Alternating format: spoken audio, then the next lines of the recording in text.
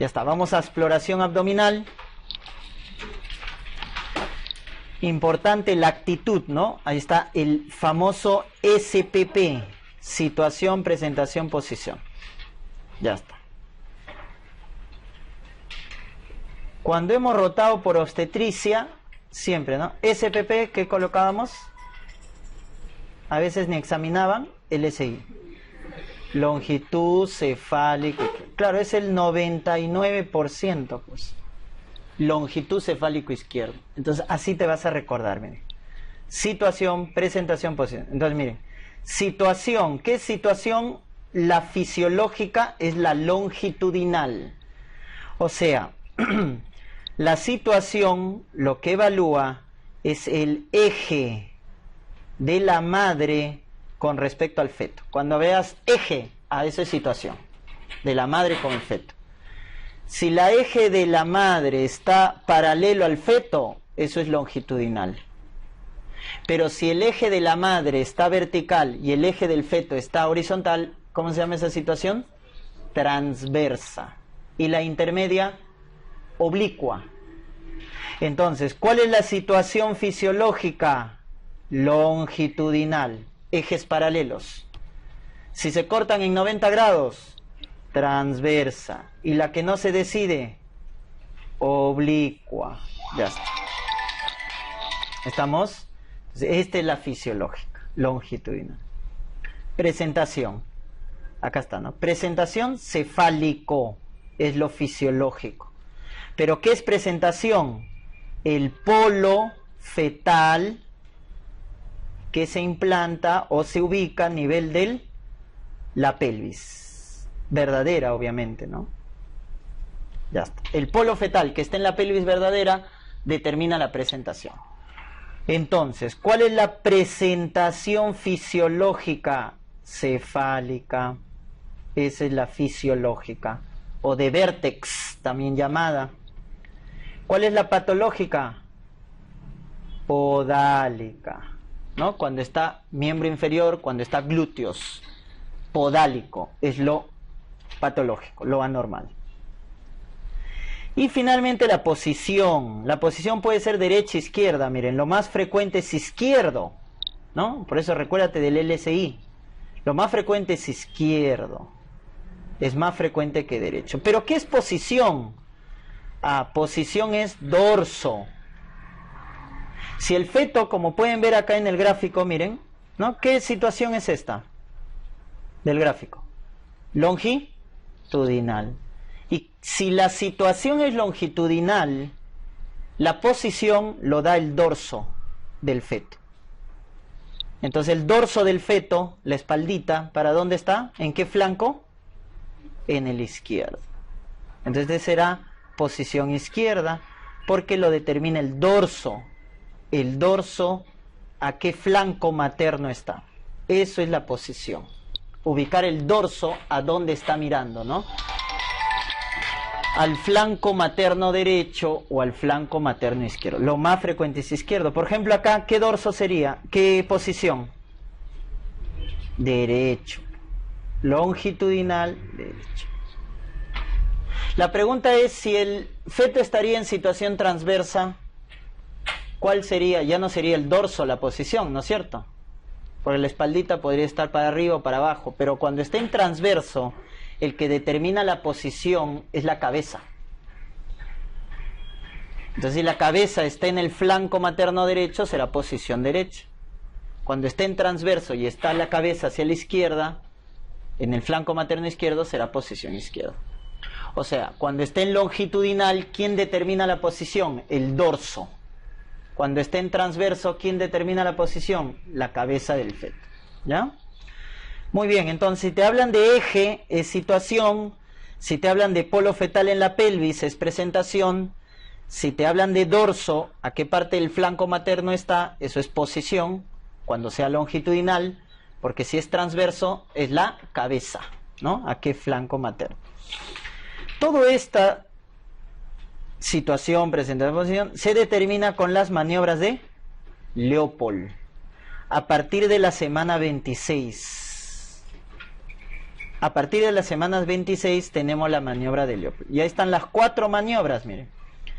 La primera maniobra, como puedes ver, es palpar el fondo uterino.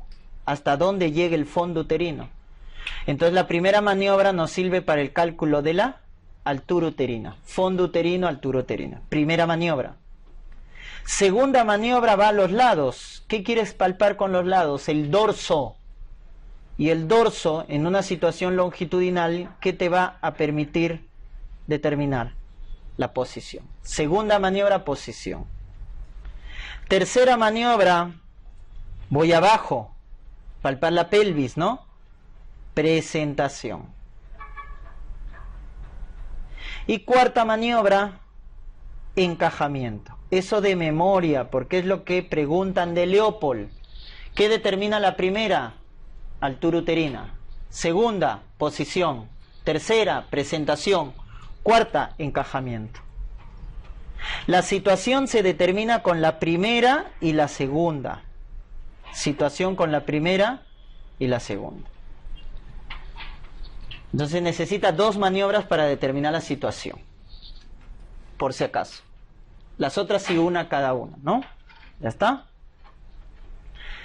Para calcular la altura de presentación tenemos 2 formas. Las estaciones de Lie y los planos de Hodge.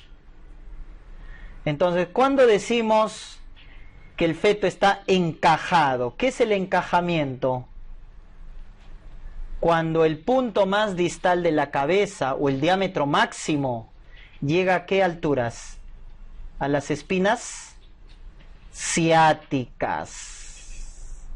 Cuando llega a las espinas ciáticas. Cuando la cabeza llega a las espinas ciáticas se dice que está encajado. Su diámetro máximo. ¿Cuál es el diámetro máximo de la cabeza? Ya vamos a ver. El biparietal.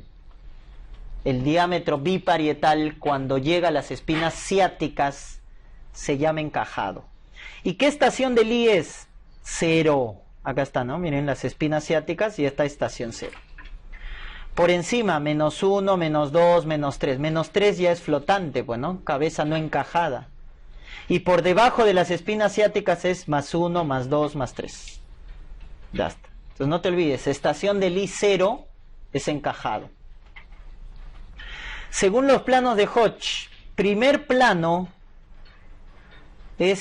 pasa por encima de pubis, o sea, es suprapúbico a promontorio. Segundo plano es subpúbico, debajo de pubis.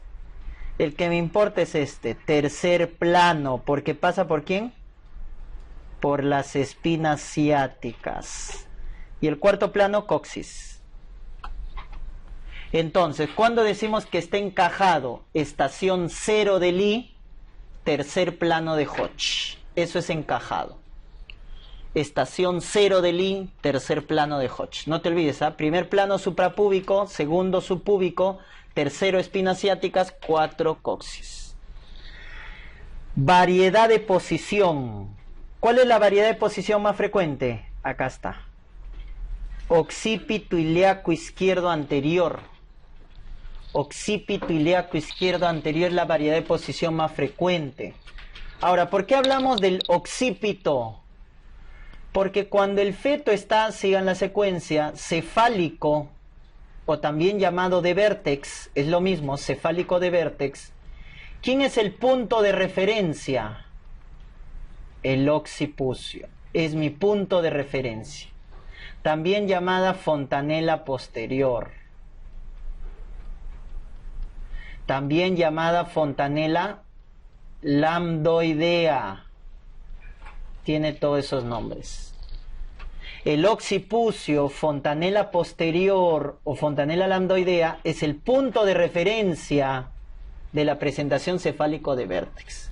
Por eso me va a determinar la variedad de posición. Entonces yo veo acá, ¿no? Miren, la fontanela grande es brecma, anterior.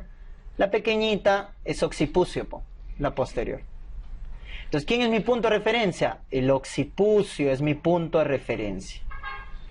Él me va a determinar mi variedad de posición. Entonces, ¿dónde está el occipucio? ¿En qué hueso ilíaco? Esto es derecho. Esto es izquierdo. El occipucio está en el lado izquierdo. Ilíaco izquierdo. Anterior o posterior, está mirando al pubis. Anterior.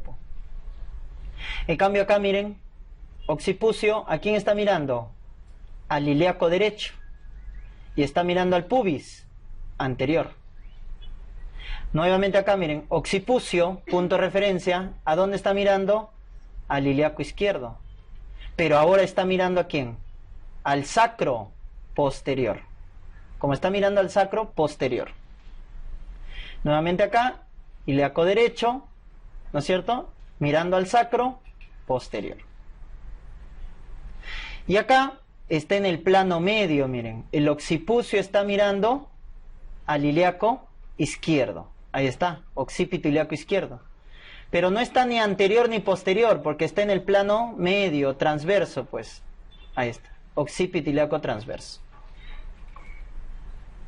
Entonces, el punto de referencia encefálico vértex es occipucio. Por eso todas las variedades van con occipucio.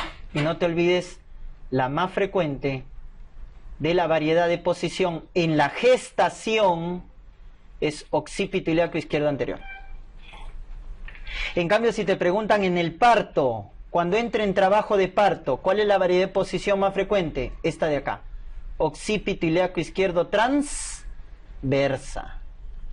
En el parto, occipito ilíaco izquierdo transversa. En la gestación, occipito ilíaco izquierdo anterior. Ya está, no te olvides, punto de referencia cuando es cefálico, occipucio fontanela posterior.